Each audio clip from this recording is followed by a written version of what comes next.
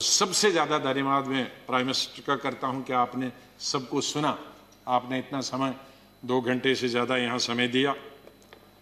आप बहुत भावुक हुए और सच है, हकीकत। अगर सच बताएं सर, मेरे माता पिता की जब डेथ हुई मेरे आंखों से आंसू निकले, लेकिन मैं चिल्ला के रो नहीं पाया।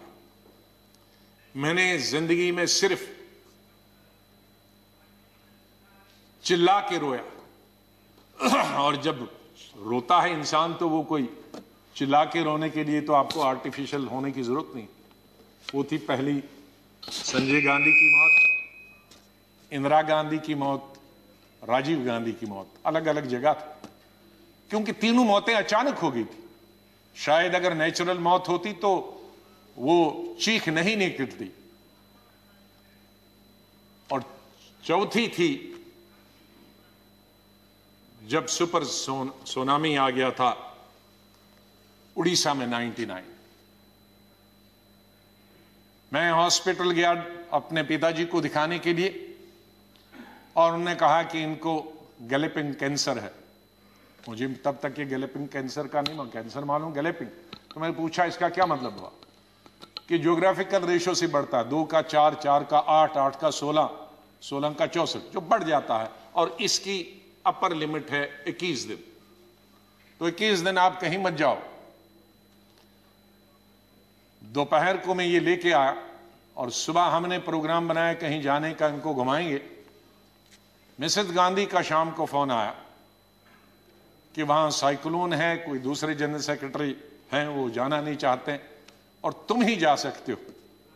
अब मैं उनको कहता कि मैं, अगर मेरे डॉक्टर ने ये कहा है तो कहेंगी बहाना कर रहा। तो मैं अपने पिताजी को छोड़कर मैंने कहा 2 दिन में वापस आऊंगा। गुजरात के, ये उड़ीसा के लोगों के लिए एक नई बात कहता हूं, क्योंकि इसका लुल्लू इसका गवाह था, वो इस दुनिया में नहीं रहा। हमारे कांग्रेस का यंग लीडर था, यूं बहुत हाउस होल्ड नेम है आज भी। उड़ीसा जब एयरपोर्ट पे पहुंचा तो 1000 आदमी था, लड़के। तो कहा सर पैदल चलना है, क्योंकि सारे पेड़ जो हैं, शहर पानी में है और सारे पेड़ सड़कों पर, तो ये 10-12 किलोमीटर पैदल चलना। चले हम। तो सबसे बड़ा काम क्या था पहला, और मिनिस्टर कोई नहीं, चीफ मिनिस्टर भाग गए थे, मिनिस्टर भाग गए थे, कोई एडमिनिस्ट्रेशन, कोई। दुकानें तोड़कर मैंने उनकी लिस्ट बनाई पुलिस की मदद से कि उनको पैसे देंगे बाद में। हमने हथियार लिए जंगल काटने के 3 रातें और 3 दिन। और अटल जी से जाते ही मैंने फोन पे संपर्क किया, अटल जी प्राइम मिनिस्टर, कि ये स्थिति है और हम सड़क तैयार करेंगे, तब आप आइए ताकि हम वहां समंदर तक पहुंच जाएं। 3 रात और 3 दिन हम तकरीबन 1000 लड़के यूथ कांग्रेस के मैंने लगाए काटने में और सड़क। फिर पीएम को फोन किया, फिर वो हेलीकॉप्टर से आए, फिर उनसे राशन मंगाया, फिर उसके बाद मैंने सोनिया गांधी जी को कहा। तो और वहां मैं रोया जब मैंने लाशें देखी, सैकड़ों लाशें तैर रही थी जब हम समंदर के किनारे तक पहुंचे। वहां मैं चिल्ला के रोया। वो 4थी दफा था। और 5वीं दफा जिसका उल्लेख माननीय प्रधानमंत्री जी ने किया और वो भावुक हुए। मैं 2005 में जब चीफ मिनिस्टर बना नवंबर में, और मई में जब दरबार कश्मीर में खुला, तो मेरा स्वागत गुजरात के मेरे भाइयों और बहनों की कुर्बानी से हुआ। मैं अभी 2 ही दिन पहले पहुंचा था, तो वहां स्वागत करने का मिलिटेंट का यही तरीका था कि आप हत्या करो गरीबों की तो वही स्वागत होता। उसका मतलब था कि हम हैं, इस गलतफहमी में न रहना। निषाद बाग जो कि राजभवन के साथ,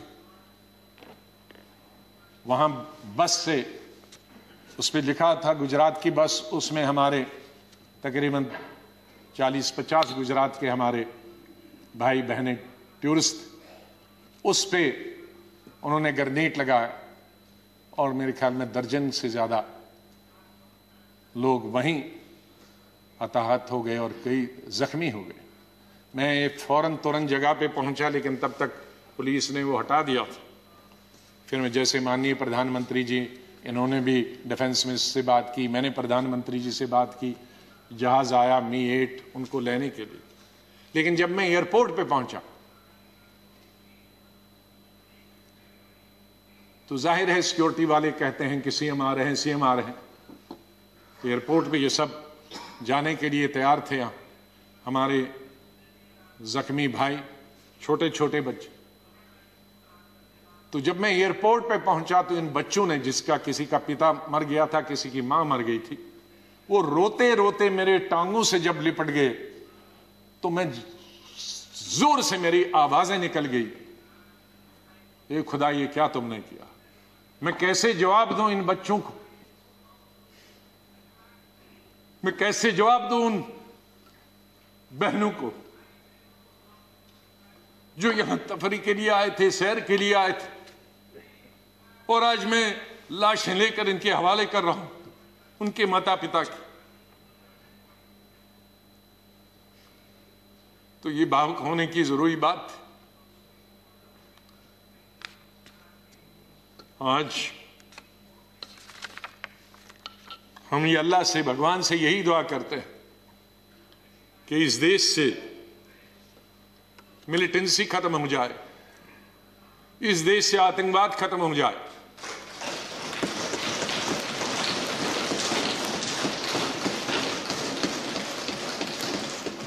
हजारों हमारे सिक्योरिटी फोर्सेस के, आर्मी के, पैरामिलिट्री फोर्सेस के, पुलिस के जवान मारे गए, सिविलियन कई क्रॉस फायरिंग में मारे गए, हजारों हमारी बेटियां और माएं आज बेवा, शायद उनका पति किसी का मिलिटेंट भी, कईयों के मिलिटेंट होंगे, कई क्रॉस फायरिंग।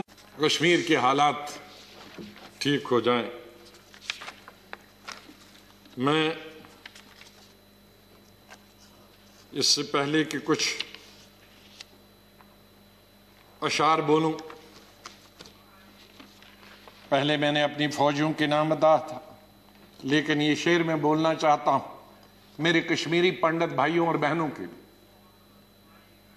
जब मैं कश्मीर में पढ़ता था तो सबसे ज्यादा वोट में यूनिवर्सिटी में जब जीत के आता था तो कश्मीरी पंडित मेरे सबसे ज्यादा लड़के लड़कियां वोट देते थे। बहुत सारे लोगों को मालूम नहीं कि कश्मीर में लड़कियां हिंदुस्तान के मुकाबले में सबसे ज्यादा, जम्मू में नहीं, कश्मीर में। जिस वक्त मैं एमएससी कर रहा था तो साइंस में तकरीबन 50% लड़कियां होती थी और आर्ट्स में 90%। तो ओवरऑल ज्यादा लड़कियां पोस्ट ग्रेजुएशन पढ़ती थी। तो मैं जब यूनिवर्सिटी का इलेक्शन लड़ता था तो हमारे कश्मीरी पंडित लड़के हों या लड़कियां, सबसे ज्यादा वोट मुझे 100% मिलते थे। मैं 99 भी नहीं कहूं। दोस्त हैं आज वो बिखरे हुए।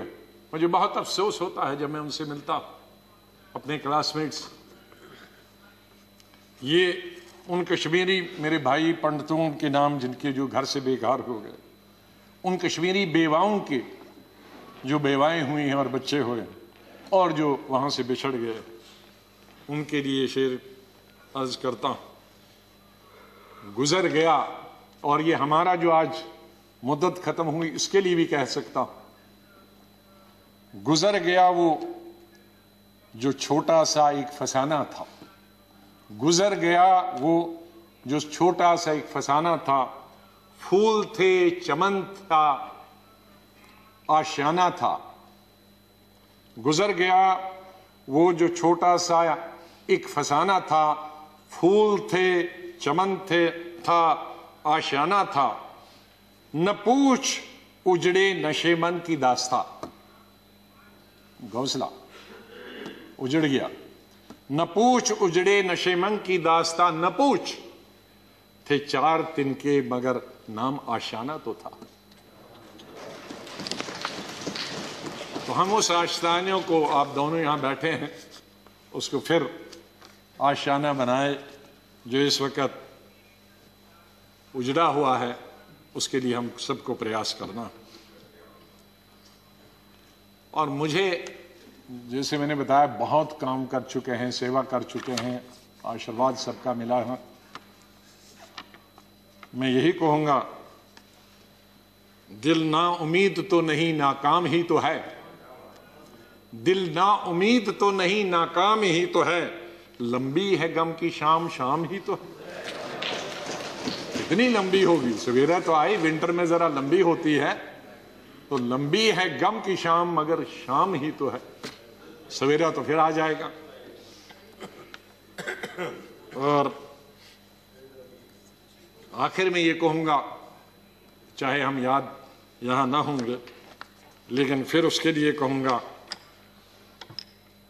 बदलेगा न मेरे बाद भी मौजूए गुफ्तगू, बदलेगा न मेरे बाद भी मौजूए गुफ्तगू, मैं जा चुका हूंगा फिर भी तेरी महफिलों में रहूंगा। माननीय चेयरमैन साहब, मैं आपका बहुत बहुत धन्यवाद करता हूं। आपके साथ काम करने का मुझे अवसर मिला। आप जब पार्टी के अध्यक्ष थे तब भी हमारी मुलाकात होती थी, जब आप मंत्री बने तब भी बात होती थी, जब यहाँ चेयरमैन बनने से, वाइस प्रेसिडेंट आप बनने से पहले आप पार्लियामेंट्री अफेयर्स मिनिस्टर थे और मैं एलओपी था, तब भी हमारे संपर्क है। लेकिन जिस तरह का आशीर्वाद, जिस तरह का प्रेम, जिस तरह का प्यार आपका चेयरमैन के तौर पे मिला और वो जो गाइडेंस मिली, उसके लिए मैं हमेशा ऋणी रहूंगा, धन्यवाद करता हूं उसके लिए, और आपके स्नेह और प्यार के लिए मैं हमेशा धन्यवाद करता हूं। माननीय जी, कई दफा टोका टोकी हुई और आपने कभी बुरा नहीं माना। एलओपी के वक्त में बड़ी बड़ी लंबी स्पीचें आपकी हुई, मेरी हुई, खास करके राष्ट्रपति के अभिभाषण पर, उसमें लंबी तकरीर होती थी। कभी हम कुछ एलओपी की जिम्मेदारी करते थे, लेकिन आपने व्यक्तिगत तौर पर उसे कभी अपने खिलाफ नहीं लिया। हमेशा भी आपने पर्सनल कॉन्टेक्ट्स को और पार्टी की जो जिम्मेदारी है उसको दूर रखा। कभी ईद हो, दिवाली हो, बर्थडे हो, उसमें बराबर आपने कभी भी कमी नहीं की फोन करने की। सबसे पहले या तो मेरे पार्टी प्रेसिडेंट का आता था या आपका आता था। दो आदमियों का तो अनिवार्य, हमारे प्रधानमंत्री और कांग्रेस प्रेसिडेंट मिसेस गांधी। और आपने हमेशा बताया कि कभी अपनी स्टेट के बारे में हो और कोई काम हो तो मुझे आप कभी भी बताना। मुझे याद है जब मैं राज्यसभा इलेक्शन लड़ने गया तो आपने कुछ कहा कि भाई आपको कुछ जरूरत है। मेरे का वो तो लड़ाई है, आपका कैंडिडेट है, मैं कैंडिडेट हूं, उसमें आप कुछ नहीं कर सकते। तो ये एक पर्सनल टच जो होता, आदमी भावुक हो जाता है, आदमी सेंटिमेंटल हो जाता है, आदमी इमोशनल होता है। और मेरे संपर्क तो विपक्ष के साथ आज से नहीं, जब पहली दफा मैं एमओएस बना था तब से लेकर आज तक, क्योंकि हम मिलके ही देश को चला सकते हैं, लड़ाई करके, गालियां दे करने के से हम अपनी बात अपने भाषणों के जरिए कर सकते हैं। मैं आपका बहुत धन्यवाद करता हूं। मैं माननीय डिप्टी चेयरमैन साहब, मेरे यहाँ हम बेंचमेट रहे, वो हमेशा मुझे याद रहेगा। बहुत सिंपल आदमी है, स्ट्रेट फॉरवर्ड है। कभी कभी हम नाराज होते हैं स्ट्रेट फॉरवर्ड, लेकिन स्ट्रेट फॉरवर्ड हमेशा वो लोग नाराज होते हैं।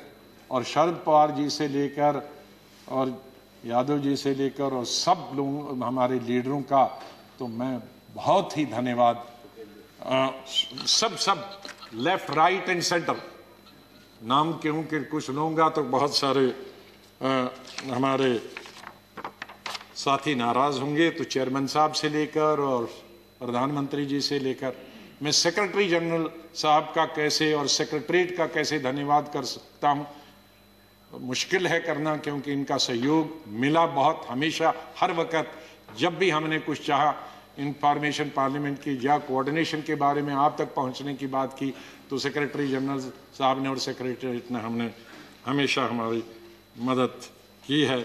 और आखिर इस शेर से मैं आपसे विदाई लेता हूं, और इंशाल्लाह हम मिलते रहेंगे, चाहे यहाँ नहीं मिले लेकिन आगे एक दूसरे के पास आ जा सकते हैं।